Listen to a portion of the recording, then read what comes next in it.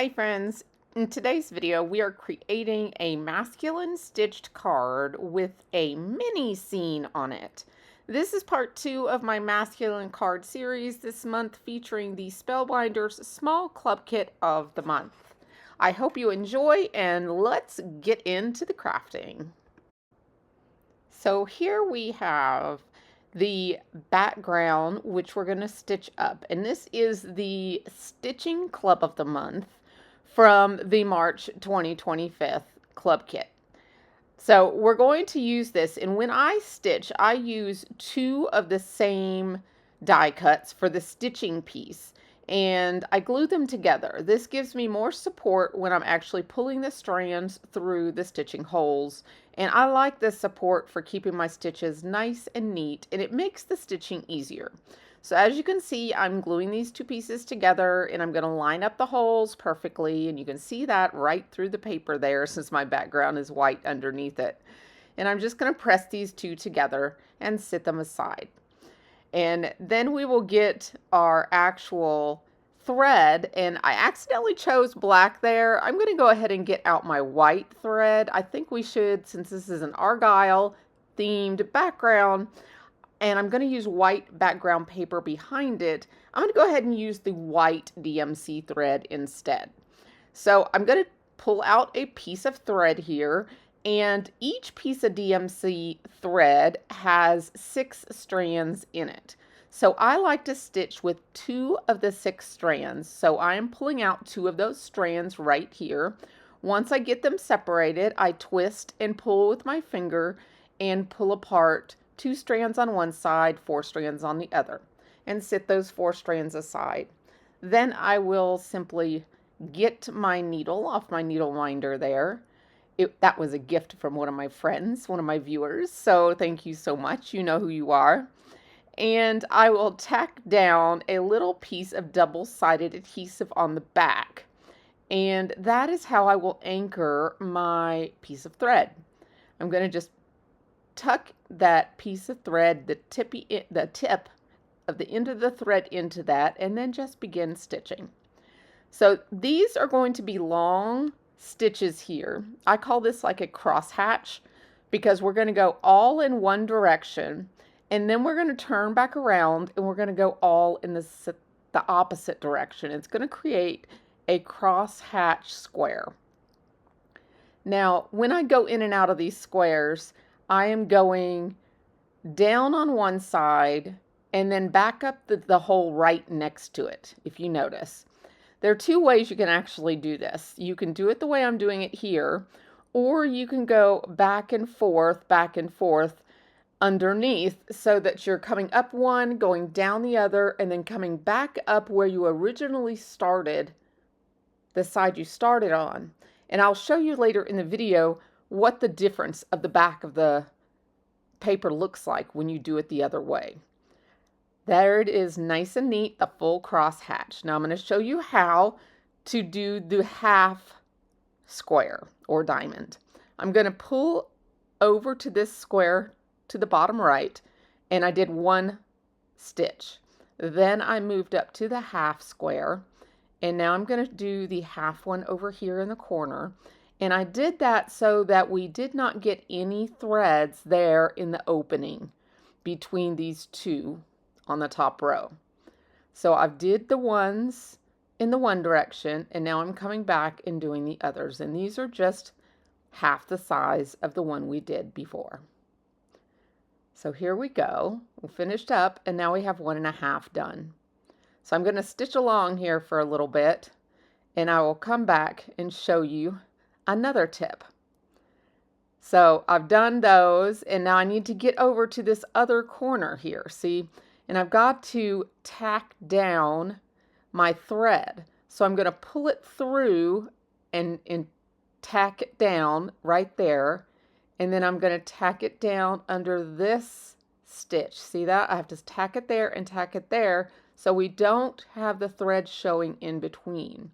And I just wanted to make sure you guys saw that, because you don't want those threads showing from the front when you're going between the different areas. So that way, you see here, you see when you go back and forth, do you see how you use so much more thread there on those two? But when you do it the way I'm showing you, do you see how little thread you use and how neat the back is? Either way you do it is fine, but the stitches look pretty much the same. So going down and coming up the one right next to it just saves you a lot of thread, and it makes it less you using less thread and having to thread the needle less times. So I just thought I'd show you that little bitty trick there too. Here is the pieces from the small die of the month that we're using in this video. In the previous video last Thursday, we used the fishing items from the small die of the month. So make sure if you have not seen that video yet that you watch it. It will be tagged at the end of this video along with a photo of that card. We're also going to use these mirrored arched dies and these cloud dies. So these all these items will be linked down in the visual supply list down below this video if you need to find those. So these are the items I've got here. I'm going to ink up this tiny white panel here and give us a little scene. I've got some Altenew inks here that I'm using. I believe this is Caribbean Sky, and then I have a little bit of Sapphire. And I'm purposely not inking the background completely. I'm leaving some white spots, and the reasoning for that is I wanted it to look naturally cloudy. You don't have to make your background completely blue when you're doing a cloudy sky. Leave yourself some blanks of white in the background, and you honestly don't even have to put those clouds in there. It already looks like a cloudy sky with some little white puffy clouds there. So if you don't have a cloud die, just do that. Right there, it would be perfect to glue that on. Now for this grass, I'm going to just cut a little hole right there, just a slit in the green grass.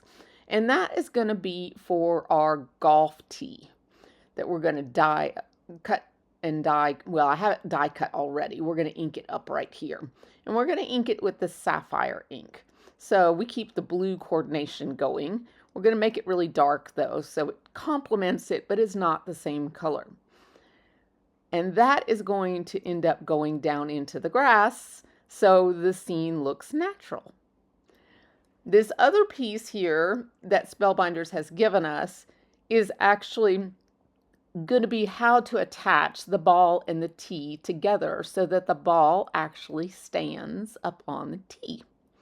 Spellbinders thinks of everything, guys. They think of everything. They make our life easy. So here I'm putting the glue at the bottom of that little attachment piece, and I'm hooking the tee down at the bottom. And then it gives you this area to put your glue, and you attach the ball on the top of that. So you cannot see that little placement piece. It's being held together, or it's holding together the tee and the ball. And I use that knife there just to open our little opening there. And now I'm going to push the tee down into the slit, and there we've got our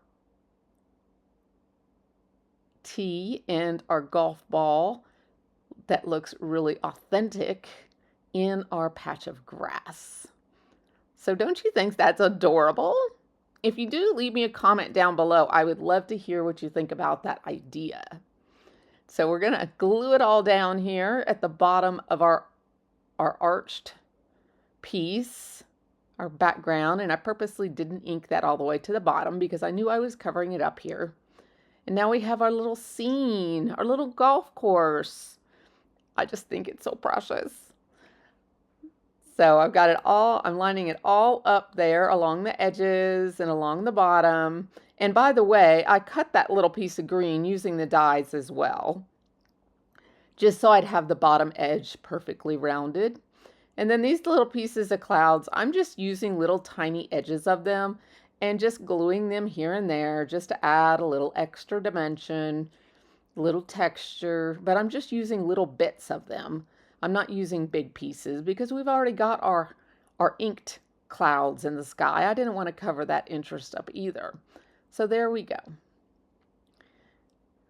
So I'm using the Treasured cardstock. This set is probably one of the best deals on the website over at Spellbinders. It has all of these different types of silver, and I thought for a putt that it would be good to use this one here on the bottom and then use one of the other shinier ones for the actual handle. So I've got the really bright shiny one, and then I've got the brushed silver, then I've got the shiny bottom, and then I've got the one that is a little, almost looks like it's scratched up. It's kind of dull silver. I don't know the name of it off the top of my head, but I thought that kind of looked like a real putter. You know how it's been scratched up because it hits the ball all the time? So I went ahead and went with that. And for the handles, I took this scrap paper from the actual stitching die. And check this out. It's got this little detail on it, right, from the stitching. And I just sliced it down with my trimmer. And I made little pieces to make little hinges and the little handle. And I thought this would make the golf club have just a little bit of differential between the two silvers that I'm using. And it would just make that silver, the continuous silver, kind of break up as if it was, where it's screwed together, or, where the handle is, just to give it to where, they have their grip on there. And I just wanted it not to be completely silver. So that Treasured cardstock pack came in handy. And I just trimmed this down just a little bit and then used that there as our connector. And I really like the way that turned out. So we're using the really shiny piece, and you can't tell here in the picture, but that's the shiny silver piece at the top. And then the really dull piece at the bottom, because to me that looks like it's been knocked around a little bit, and I thought that looked more natural. So that's our golf club, and I would put that handle up there, but it's going to actually fall off the page, so it's not going to need to be attached right now. But I really love the way that turned out. So now we just need to put everything together and then add our sentiment. And for our sentiment, we're going to be using one of the Deluxe Caboodle freebie sentiments this month. If you have not checked those out, make sure you check those out. If you are a Deluxe Caboodle member, you get those for free. If you're not aware of the Deluxe Caboodle, it's when you subscribe to all of the clubs during the month. As one purchase, not individually, but as one purchase. You definitely don't want to do it individually, because when you subscribe to the Deluxe Caboodle, you save 60%. You also get a free Caboodle item. And this month, it's this Better Press set, and it has a set of 5 or 6 sentiments. These 3 here actually coordinate with this golf scene, and then the other ones coordinate with the fishing scene in the other video. So you get a lot of items that coordinate with these masculine cards that I'm featuring this month.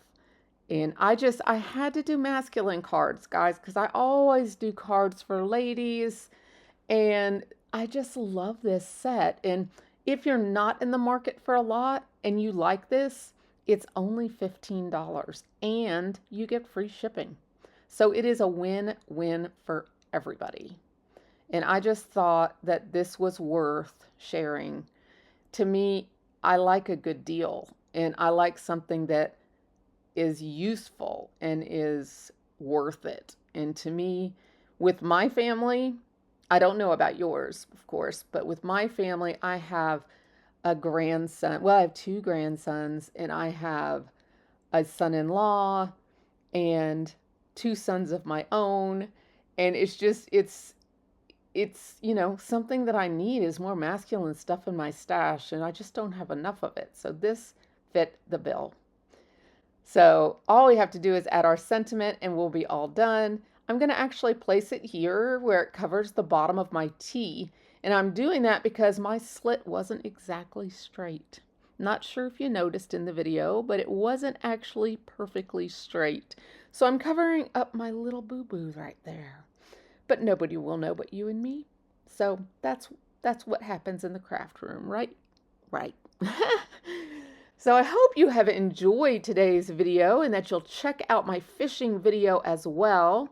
If you're interested in any of the clubs, I have everything you need linked down below in the visual supply list. All those links are affiliate links and they support me and my channel. So I hope you've enjoyed this and that you come back and see me really soon. Bye-bye for now.